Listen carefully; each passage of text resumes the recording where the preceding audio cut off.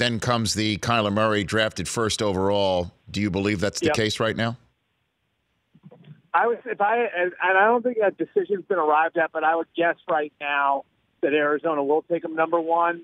I think if you're Mike Bidwell or Steve Keim, you have to be 100% behind Cliff Kingsbury. You took an enormous swing in hiring a guy who just got fired out of the Big 12, and I think he's a good quarterbacks guy and a good offensive coach. But no matter how you slice that, it's a big swing.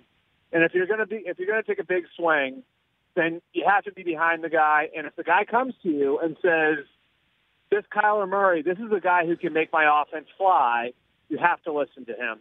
And I think if that hasn't happened already, at some point it will, just based on what I know about relationships there in the Big 12. I talked to Lincoln Riley about this a couple of weeks ago. He played with Cliff Kingsbury at Texas Tech. They're from the same offensive family. He coached against Kingsbury the last 4 years in the Big 12.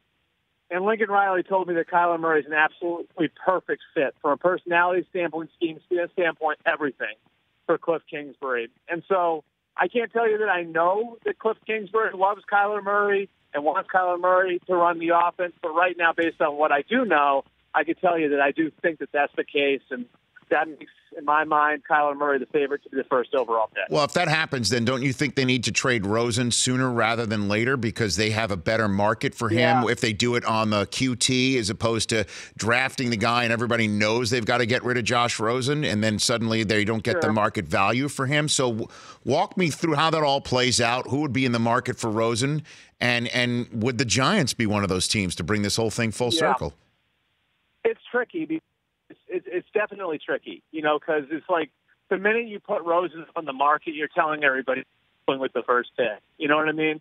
So, you have to be sure of what you're going to do because then, all right, now we've kind of declared what our intentions are. I think the market for Rosen could be really interesting for teams that are looking for the next guy. Now, you mentioned the Giants, Miami. There are some obvious ones, the Redskins, that I think would investigate it.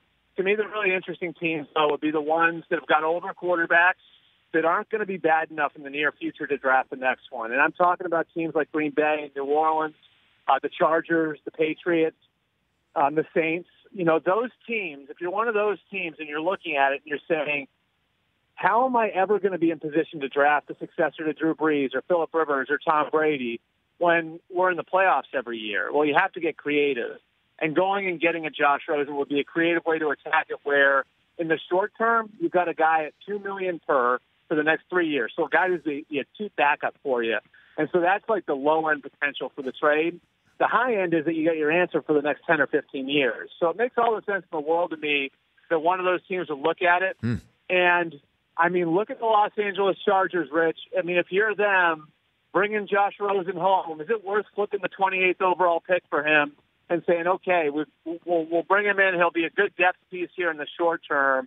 And then long term, we may actually have a successor for Phillip Rivers. And this is a team, remember, that's having, and you're right there, having trouble selling itself in Los Angeles, right?